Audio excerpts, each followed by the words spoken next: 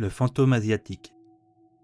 Dao avait toujours vécu des expériences étranges lorsqu'il était enfant, certaines dont il se souvenait et d'autres qui s'étaient évaporées de sa mémoire.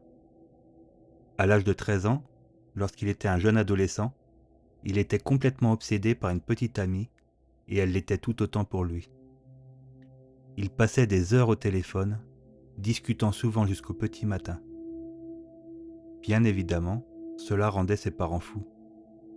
À cette époque, lorsque quelqu'un appelait à la maison, il entendait simplement une tonalité d'occupation car il n'y avait pas de répondeur. La situation devint si grave que ses parents retirèrent tous les téléphones fixes de la maison et les cachèrent pendant environ une semaine. Dao se souvient avoir eu énormément de mal à dormir cette semaine-là, car il était tellement habitué à rester éveillé et à ne pas manquer le moindre moment avec sa petite amie. À cette époque, Dao partageait une chambre avec son frère.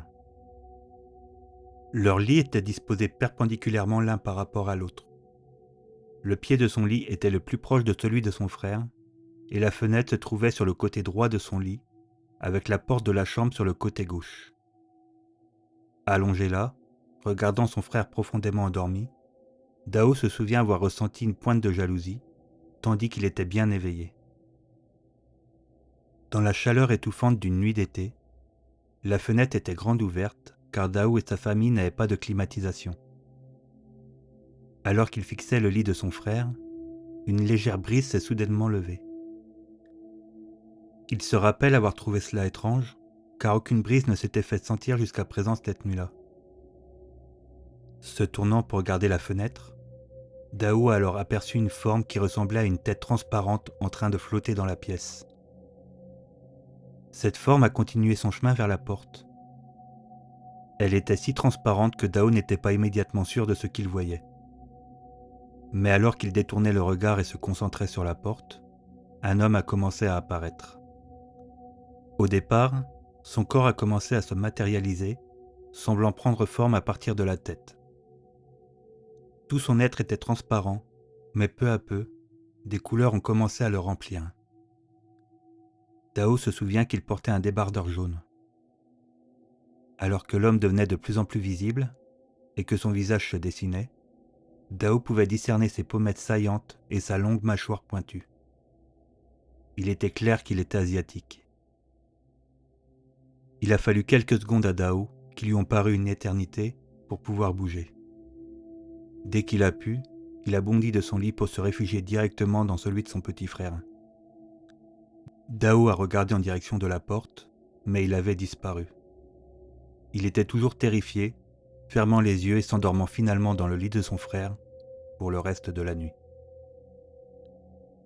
Le lendemain, Dao garda le silence et ne dit rien à personne. Plus tard dans la semaine, ses parents prirent la décision de rebrancher les téléphones. Dao se souvient qu'il voulait parler à ses parents de ce qui s'était passé, mais sa mère reçut un appel qui la rendit folle de rage. Son père était décédé et il n'avait pas pu les joindre parce que les lignes téléphoniques avaient été coupées. Sa mère était en colère contre lui, l'accusant d'avoir débranché les téléphones à cause de lui. Il se sentit coupable, mais également en colère, refusant de croire que cela était de sa faute. Par conséquent, ils arrêtèrent de prendre des appels pendant quelques jours. Dao ne parla jamais de son expérience, car il pensait que la mort de son grand-père avait éclipsé tout le reste. Ils étaient venus aux États-Unis en tant que réfugiés, en provenance du Laos il y a 14 ans, mais les parents de la mère de Dao avaient décidé de rester dans leur pays d'origine. À l'époque, les appels interurbains étaient très coûteux, ce qui limitait énormément les communications entre sa mère et sa famille, rendant encore plus difficile pour elle de faire face à la perte de son père. Des années plus tard, la grand-mère de Dao et ses oncles, ainsi que le reste de la famille, ont finalement déménagé aux États-Unis.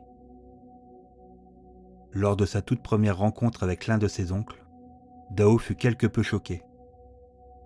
Cet oncle ressemblait étrangement à l'apparition qu'il avait vue dans sa chambre lors de cette chaude nuit d'été. Cela raviva sa mémoire, et finalement, il décida de raconter l'histoire à ses parents. Il ne savait pas trop quoi en penser, et jusqu'à ce jour, il pense qu'il l'a imaginé. Mais pour Dao, c'était bien réel, et il s'en souvient avec une clarté cristalline.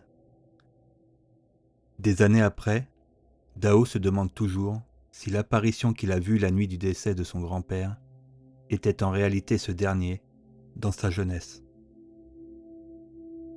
D'après mon expérience, j'ai constaté plusieurs fois que certains défunts sont capables de prévenir de leur décès auprès d'un proche réceptif. Dans les plans subtils, le temps et la distance n'existent pas, ce qui peut expliquer l'expérience vécue par Dao. Il est possible que son grand-père soit venu le prévenir de son décès, car il voyait que le reste de la famille au Laos ne pouvait pas les joindre aux États-Unis à cause des lignes coupées.